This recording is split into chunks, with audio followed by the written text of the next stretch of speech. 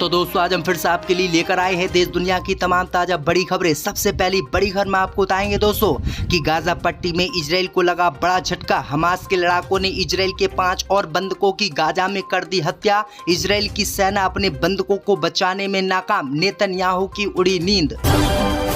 प्रधानमंत्री मोदी को रूस जाना पड़ा भारी। मोदी की रूस यात्रा से नाराज हुए यूक्रेन ने भारत की S-400 मिसाइल की सभी जानकारियां ईमेल से कर ली हैक।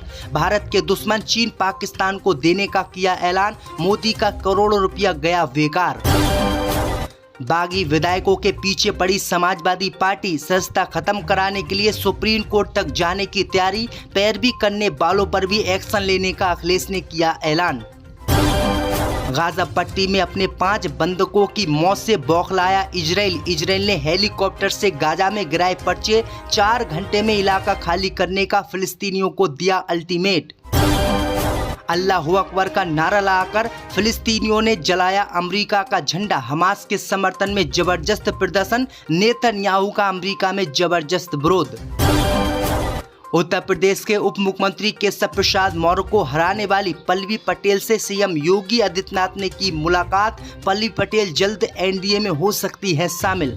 तो दोस्तों सभी खबरों को आपको एक एक कर बताने वाले हैं। वीडियो को लाइक कर चैनल को सब्सक्राइब कर दें। इसी बीच पर तो दोस्तों अगली खबर की ओर तो गाजा पट्टी से इजराइल को लगा बड़ा झटका। हमास के लड़ाकों ने इजराइल के 5 बंधकों की कर दी हत्या। जब दोस्तों आपको बता दें कि गाजा पट्टी में जंग न रोकने के कारण नाराज हमास ने आज इजराइल के 5 और बंधकों की हत्या कर दी है। वहीं आपको बता दें कि इजराइल की सेना ने 5 बंधकों के शव बरामद गाजा पट्टी से किए हैं।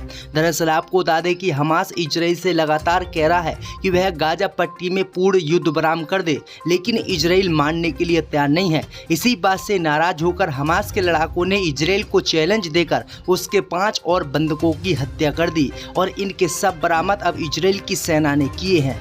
इसी बीच पर तो दोस्तों अगली खबर की ओर तो प्रधानमंत्री मोदी को रूस जाना पड़ा भारी। नाराज यूक्रेन ने भारत के खिलाफ कर दी बड़ी कार्रवाई। S-400 मिसाइल सिस्टम की सभी जानकारियां कर ली हासिल। दोस्तों आपको बता दें कि भारत के प्रधानमंत्री नरेंद्र मोदी को रूस जाना भारी पड़ गया। रूस यात्रा से नाराज यूक्रेन के हैकरों ने अब भारत की S-400 मिसाइल सिस्टम की सभी जानकारियां चुरा ली हैं, जिससे मोदी सरकार की नींद उड़ गई है। दरअसल आपको बता दें कि यूक्रेन ने खुलासा किया है कि भारत को रूस S-400 मिसाइल सिस्टम देने जा रहा है, लेकिन आपको बता दें कि रूस ने S-400 मिसाइल सिस्टम भारत सरकार को चलाने के लिए इसकी सभी जानकारियां ईमेल से भारत भेजी थी। लेकिन खबर सामने निकल कर आई दोस्तों कि यूक्रेन के हैकरों ने इस ईमेल को हैक कर लिया और सभी जानकारी हासिल कर ली। अब खबर सामने निकल कर आई दोस्तों कि यूक्रेन ने कहा है कि वो S-400 मिसाइल सिस्टम की सभी जानकारी भारत के दुश्मन चीन पाकिस्तान को देगा, जिससे वो दोनों देश भारत से लड़ सकें और भारत की S-400 मिसाइल को खत्म कर सकें। वहीं आपको बता दें कि जैसे ही ये जानकारी यूक्रेन ने पूरी दुनिया को दी तो मोदी सरकार की नींद उड़ गई और मोदी सरकार का S-400 मिसाइल सिस्टम खराब हो गया। यानी अब इसकी जानकारी यूक्रेन, पाकिस्तान और चीन को देगा। इसी बीच पर तो दोस्तों अगली खबर की ओर तो बागी विधायकों के पीछे पड़ी समाजवादी पार्टी। सदस्यता खत्म कराने के लिए पहुंची सुप्रीम कोर्ट। दोस्तों आपको बता दें कि समाजवादी पार्टी छोड़कर भाजपा में शामिल होने वाले बागी विधायकों की सदस्यता खत्म कराने के लिए समाजवादी पार्टी उनके पीछे पड़ गई है। इन बागी विधायकों की दल बदल विरोध कानून के आधार पर सदस्यता खत्म कराने के लिए समाजवादी पार्टी सबूत जुटा रही है। एक और वह विधानसभा अध्यक्ष के यहाँ उनकी सदस्यता खत्म करने की तैयारी में है। वहीं इस मुद्दे पर सुप्रीम कोर्ट जाने की भी समाजवादी पार्टी तैयारी कर रही है। इसके लिए विधिक राय ली जा रही है। सपा प्रमुख अखिलेश यादव ने इन बागी विधायकों की पार्टी में वापसी की संभावना से पूरी तरीके से इनकार कर दिया है और इनके खिलाफ सख्त तेवर अपनाते हुए उन्होंने यहां तक कह दिया है कि पार्टी के जो लोग इनकी पार्टी में वापसी की पैरवी करेंगे उनको भी पार्टी से निकाल दिया जाएगा। यानी जो विधायक समाजवादी पार्टी छोड़कर बीजेपी में गए हैं अब वो कहीं के नहीं रहेंगे। इससे बीच पर तो दोस्तों अगली खबर की ओर तो अपने 5 बंधकों की हत्या से घबराए इजराइल ने हेलीकॉप्टर से गाजा पट्टी में गिराए पर्चे। 4 घंटे के भीतर इलाका खाली करने का दिया आदेश। दोस्तों आपको बता दें कि गाजा पट्टी में इजराइल के 5 और बंधकों की हमास के लड़ाकों ने हत्या कर दी और इनके सब इजरायली सेना को मिले हैं। वहीं आपको बता दें कि अपने 5 बंधकों की हत्या हो जाने के बाद अब इजराइल बुरी तरीके से बौखला गया है और इजराइल ने गाजा पट्टी को मिटाने की कसम खाई है। खबर सामने निकल कर आई दोस्तों कि अपने 5 बंधकों के शवों को प्राप्त करने के बाद इजराइल ने गाजा पट्टी में हेलीकॉप्टर से पर्चे गिराए हैं और गाजा वासियों को 4 घंटे का समय दिया है कि 4 घंटे के भीतर गाजा पट्टी के इन इलाकों को खाली कर दो या फिर खुद मौत का जिम्मेदार बनो। वहीं आपको बता दें कि इजराइल लगातार अपने बंधकों को छुड़ाने के लिए गाजा पट्टी में कत्लेआम मचाए हुए है, लेकिन फिर भी हमास के चंगुल से वो अपने बंधकों को नहीं छुड़ा पा रहा है। इसी से नाराज हुए इजराइल ने अब गाजा पट्टी में फिर से बमबारी शुरू करने का ऐलान किया है। इससे बीच पर तो दोस्तों अगली खबर की ओर तो मुख्तार अंसारी के विधायक बेटे अब्बास को मिलेगी जमानत, सुप्रीम कोर्ट ने यूपी सरकार से मांगा जवाब। दोस्तों आपको बता दें कि मुख्तार अंसारी के विधायक बेटे अब्बास अंसारी की जमानत याचिका पर सुप्रीम कोर्ट ने गुरुवार को उत्तर प्रदेश की योगी सरकार से जवाब मांगा है। अंसारी पर आरोप है कि अपनी पत्नी के मोबाइल फोन का इस्तेमाल करते हुए विभिन्न लोगों को जबरन वसूली के लिए अब्बास अंसारी ने जेल से धमकाया है। अंसार की पत्नी निकत अंसारी चित्रकूट जिला जेल में अब्बास अंसारी से मुलाकात के दौरान पकड़ी गई थी। इसके बाद अब्बास को कासगंज जेल और निकत को चित्रकूट जेल में रखा गया था। बाद में मानवीय आधार पर सुप्रीम कोर्ट ने निकत को जमानत दे दी। वहीं अभी विधायक अब्बास अंसारी जेल में ही है, लेकिन आपको बता दें कि अब्बास अंसारी ने सुप्रीम कोर्ट से जमानत की मांगी थी। अब सुप्रीम कोर्ट ने यूपी सरकार से जवाब मांगा है कि आखिरकार उनकी जमानत पर क्या राय है। अब देखते हैं कि योगी सरकार क्या जवाब सुप्रीम कोर्ट को देती है, उसके बाद अब्बास अंसारी को जमानत मिलती है या फिर नहीं। इसी बीच पर तो दोस्तों अगली खबर की ओर तो अल्लाह अकबर का नारा लगाकर अमेरिका में जलाया गया अमेरिका का झंडा, हमास समर्थकों का प्रदर्शन।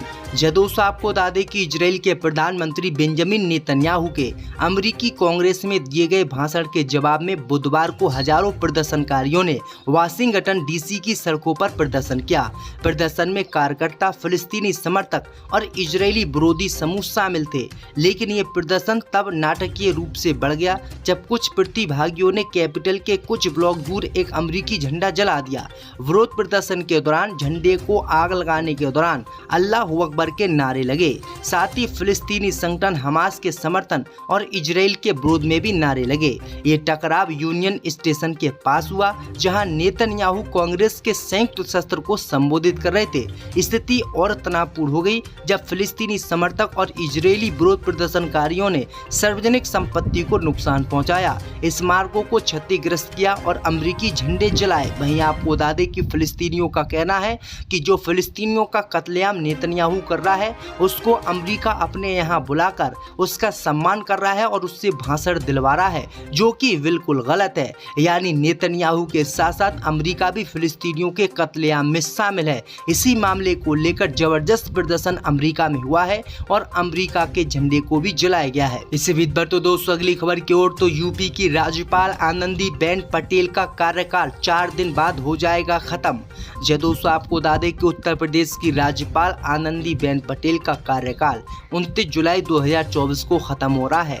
29 जुलाई 2019 को आनंदीबेन पटेल ने यूपी के राज्यपाल का कार्यभार संभाला था।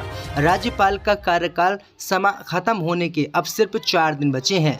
हालांकि अभी तक इस बात की सुगबुगाहट नहीं है कि राज्य का अगला राज्यपाल कौन होगा। सवाल ये भी है कि क्या आनंदीबेन पटेल फिर से ये जिम्मेदारी संभालेंगी या किसी अन्य राज्यपाल को राज्य का प्रभार दिया जाएगा।